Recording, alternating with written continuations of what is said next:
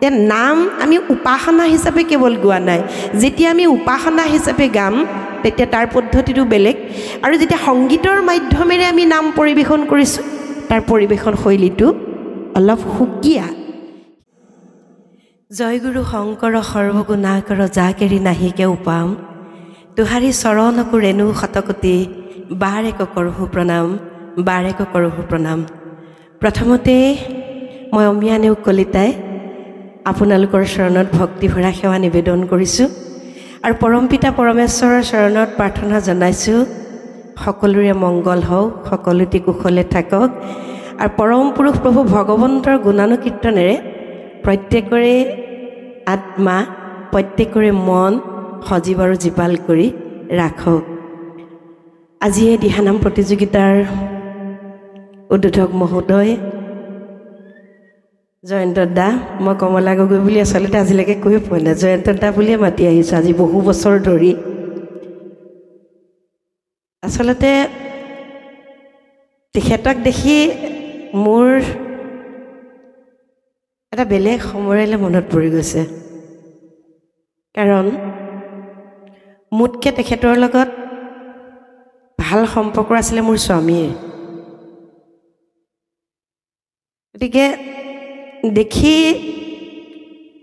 অলপ মই ভিতৰি ভিতৰি আৱেগ হৈ পৰিছোঁ, আৰু মই হয়তো লগো পোৱা নাই তেখেত ঢুকোৱাৰ পাছৰ পৰা। আজি প্ৰথমবাৰৰ কাৰণে তেখেতক মই লগ পাইছোঁ, ভালেই দেখিছোঁ, আৰু আশা কৰিছোঁ ভগৱন্তই কুশলে ৰাখক।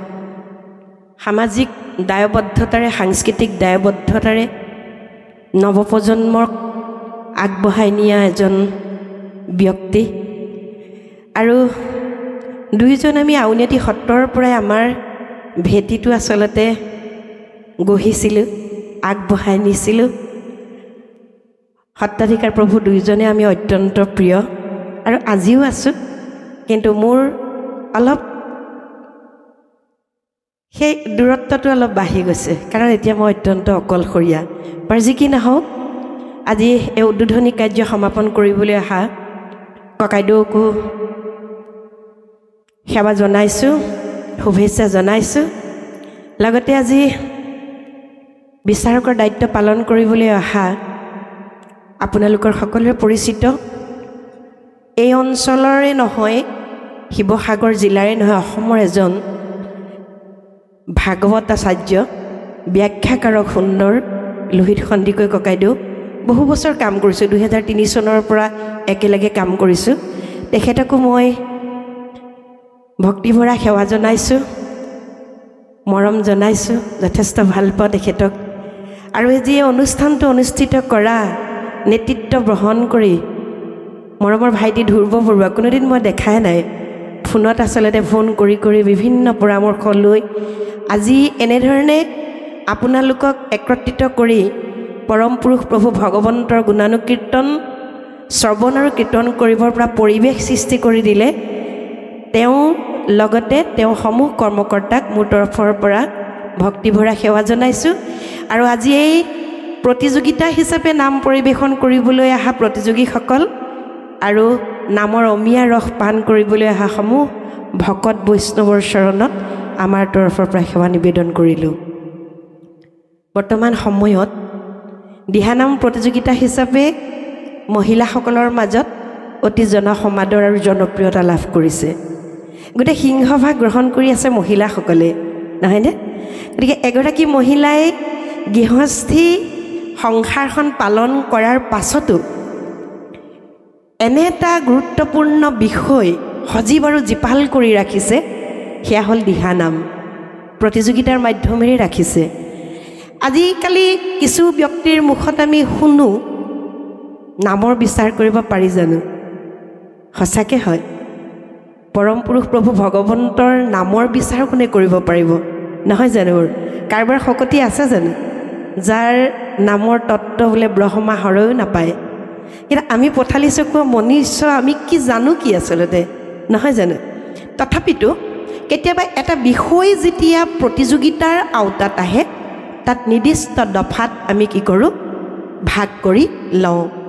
সেই নিৰ্দিষ্ট আওতাৰ মাজত বিভিন্ন দফাৰ মাজত আমি যি বিচাৰোঁ নাম বুলি ক'লে দিহানাম বুলি ক'লে কি বিচাৰোঁ সেইখিনিক আমি মূল্যাংকন কৰোঁ আচলতে যিহেতু গীত নৃত্য বাদ্য সমাহাৰত সংগীত তে নাম আমি উপাসনা হিচাপে কেৱল গোৱা নাই যেতিয়া আমি উপাসনা হিচাপে গাম তেতিয়া তাৰ পদ্ধতিটো বেলেগ আৰু যেতিয়া সংগীতৰ মাধ্যমেৰে আমি নাম পৰিৱেশন কৰিছোঁ তাৰ পৰিৱেশন শৈলীটো অলপ সুকীয়া সেয়েহে আমি নামৰ বিষয়বস্তু ব্যাকৰণিক বা সাংগীতিক কিছু কথা বিষয়বস্তু সেই সমূহ সামৰি আমি প্ৰতিযোগিতা হিচাপে আমি মূল্যাংকন কৰি কি কৰোঁ যে তাৰ ফলাফল আমি দিওঁ বিচাৰকৰ কাৰ্য সমাপন কৰিবলৈ কেতিয়াবাই মই এৰিছিলোঁ কিন্তু আজি ভাইটিটোৰ অত্যন্ত অনুৰোধত আজি মই পুনৰ আহিলোঁ বিচাৰক বুলি নহয় আৰু গতিকে সন্দিকৈদা আছে সন্দিকৈদা বহুখিনি কাম কৰিব সন্দিকৈদা জানে দিহানাম কি ইয়াৰ বিষয়বস্তু কি ইয়াৰ ঠায়ে ঠায়ে পৰিৱেশন শৈলী কেনেকুৱা কি হ'ব লাগে বা কি কৰি আছোঁ আমি সেইখিনি আমি বিতংভাৱে প্ৰতিযোগিতাৰ শেষত আমি গ্ৰুপসকলৰ জ্ঞাতাৰ্থে বা যিসকলে পৰিৱেশন কৰিব সেই প্ৰতিযোগী দলসমূহক জনাবৰ বাবে আমি দুইজনে পাছত আলোচনা কৰিম এতিয়া মাত্ৰ সকলোকে আমাৰ তৰফৰ পৰা ভক্তিভৰা সেৱা নিবেদন কৰিলোঁ আৰু সকলো দলক শুভেচ্ছা জ্ঞাপন কৰিছোঁ নামৰ যি অমিয়া ৰস হৃদয়ত ভগৱন্তক স্থান দি সেই নামৰ ৰস পানো কৰক নবিধ ভকতিৰ ভিতৰত মহাপুৰুষীয়া সংস্কৃতিৰ যি নবিধ ভকতি তাত শ্ৰৱণ আৰু কীৰ্তনেই মুখ্য বুলি কৈছে শ্ৰেষ্ঠ বুলি কৈছে কিন্তু সেই শ্ৰেষ্ঠত্ব প্ৰমাণ কৰিবৰ কাৰণে আত্মনিবেদনেৰে কি কৰিব লাগিব আপোনালোকে নাম পৰিৱেশন কৰিব লাগিব নিজক আৰু সেই ঠাইত ৰাখিলে নহ'ব পৰম পুৰুষ প্ৰভু ভগৱন্তৰ লগত নিজক কিন্তু বিলীন কৰি দিব লাগিব তেতিয়াহে সেই আচল নামৰ যি ৰস নামৰ যি তত্ত্ব সেয়া আপোনালোকে অনুভৱ কৰিব পাৰিব তাকে ক'লোঁ সকলোকে পুনৰবাৰ শ্ৰদ্ধা জনালোঁ আৰু অনুষ্ঠানটি সুকলমে পাৰ হওক সকলোৰে মনবোৰ ভগৱন্তৰ নামেৰে জয় জয়ময় হওক এটা কথা কেতিয়াবা ভাবিছেনে বাৰু যে আমাক গুৰুজনে এনে এটা সুন্দৰ অনুষ্ঠান দি থৈ গৈছে য'ত নাম বুলি ক'লে আমি যেতিয়া একত্ৰিত হওঁ ভিন্ন মনৰ মানসিকতা ব্যক্তি থকাৰ পাছতো কিন্তু সেই সময়কণ আমি এটা বিন্দুত উপস্থিত হওঁ এয়াই অসমীয়া সমাজৰ এটা বৃহৎ শক্তি এয়াই আচলতে বৃহৎ অসমীয়া সমাজৰ সংস্কৃতি এয়াই হ'ল পৰম পুৰুষ প্ৰভু ভগৱন্তৰ নামৰ মহত্ব পুনৰবাৰ সকলোলৈকে সেৱা জনাই মোৰ বক্তব্য সামৰণি মাৰিছোঁ জয় গুৰু শংকৰ কৃষ্ণ